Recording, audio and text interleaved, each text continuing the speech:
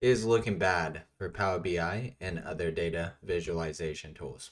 I was able to take this messy spreadsheet, use ChatGPT to create me a site that now allows me to just upload data, and then it automatically cleans it for me, turns it into a dashboard, and also gives me the option to export it out. And I did this all in 30 minutes. And now I have a long lasting site that I could just upload my data to and then share with my coworkers. So how did I actually do this? In this video, I'm going to show you how I created this ChatGPT site, a little bit about sites, and then just a walkthrough of what's actually in the site and some possible ideas for you to test at home. My name is Chase. I do videos on actual AI workflows. So first, you will want to head over to Codex. I believe this is the only place you could build sites. You might be able to do it in the ChatGPT browser. I have not checked. Once you're in Codex, you can create sites one or two ways. So you can just describe what you want exactly into the chat, into any chat window, tell it that you want to create a site, and then it will create the site for you. Take that back. There's three ways. So you can do it that way. The second way is maybe you're working on a dashboard, you ask it to clean up data for you and then turn it into an visualization, and say you like that. Then you can ask ChatGPT or Codex to package that into a site. That's one of my favorite workflows, is actually producing something and then having that turn into a site. And I do the same with skills, so that's great practice. But the other one is if you head over to sites, this will give you a look at all the sites you've created, and it will also let you create sites. So what does this look like? So it'll just take you to a new chat window and then have that highlighted. And if you click on it, it'll give you some more information into sites. So we go back to new chat and it's still there.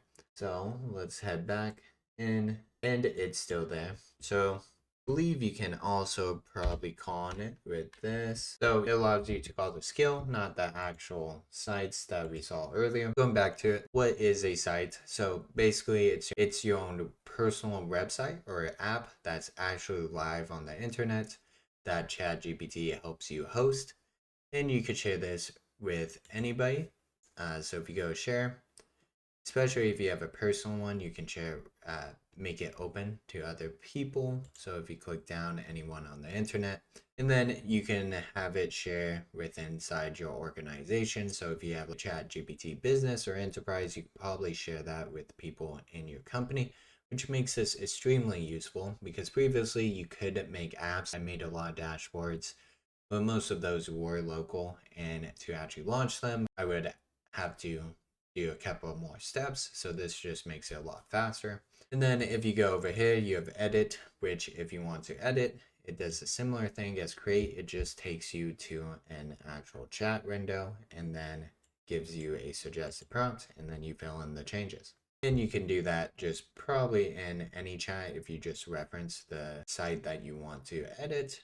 So super easy to deal with. Next, we'll actually open this up. So if you do open a browser, it will go to Codex's own browser inside. And for this case, I will actually take it to the website. So there's a couple of ways you can do it. You can actually just copy and paste it. Or you could just hit this, which I just found out about, which I actually like. And bam, we're at our site. So I'm going to zoom in. And just a couple of things. If you haven't signed in already, it would prompt you a sign in, similar to what you saw with the Codex. And so now it's a site that you can actually share with coworkers. So you can definitely create some kind of dashboard. And the main thing is just you can always reiterate on what you create. I think that goes with anything with AI. So what did I create? I basically created a similar platform to Power BI in which it takes data, cleans it, and then it turns it into a dashboard. But then it adds a few steps in which it gives me action items and an export summary. So first you go to upload data, which you just replace the file. And for this, right now I have it so it completely replaces, but If you want it to actually append and for it to keep data, you can ask ChatGPT or Codex to create. That might be useful instead of having to upload all the data over and over again. Then we have our cleaning report that just tells us the issues that they found. And a lot of these you could check, and maybe you can ask Codex to actually link to them so you can click on it and see what it's referencing just to double check it. Some good ideas there. And then we have our dashboard, which is just our KPIs. Most of this was provided by Codex, and it looks pretty good. But again, this is some changes you can ask Codex to make. Maybe you want a different chart, maybe you want a different focus. I do like how it gives you calendar and fiscal year. And then go into action items, which this one I think would be extremely useful in a work organization. I know recently at my new job, we have a lot of trackers, especially when it comes to POs and stuff. So that's one great use case for this is maybe you put a tracker into a ChatGPT site, share it with your colleagues that actually work with it. And I haven't tested this personally, but you can look at maybe some automations that go into it. But basically the idea is you put in your tracker, gives you action items, and you can just edit the site so you can actually make changes directly to that Excel file. So say that you got a PO in or you got a quote back, then you could just go ahead and change it there. And that would make it extremely easy instead of having it in an Excel file. And then another cool thing is the export summary, which I think there's a lot of different use cases you can use with this. So say if you have a quarterly meeting or a semi-annual meeting, you can basically upload all your sales data or some other type of data.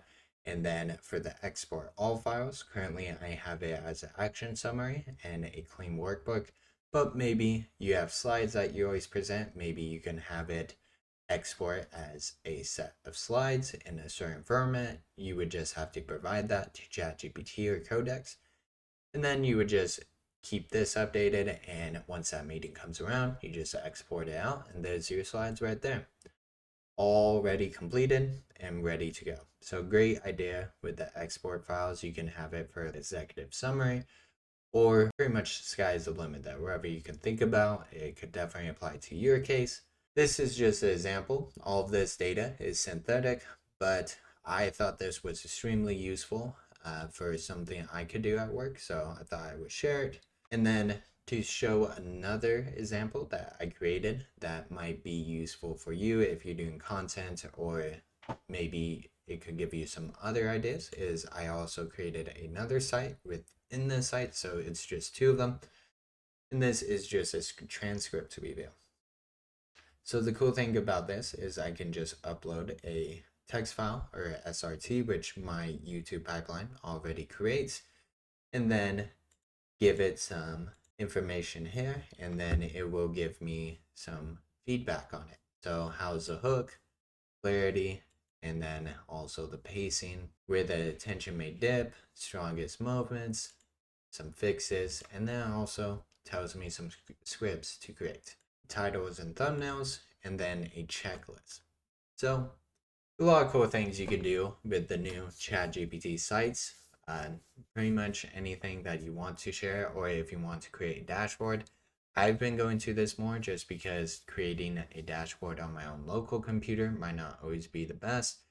And that's a good idea too, because if you create a dashboard or you create a site and maybe it's a dashboard, then you can access it from different computers. I know I have a huge issue of I have my dashboard that I have for my YouTube, but I cannot access it from anywhere else. So maybe I switch that over to a ChatGPT site. And it's also an easy way to share with other people in the world too. So if you want to share prompts, skills, stuff like that, definitely a lot of good use cases. If you guys like this kind of content, then head over to my channel. I'm always doing actual AI workflows that you can actually use at your job. Let me know in the comments if you guys have any workflows or ideas that you want to see tested out.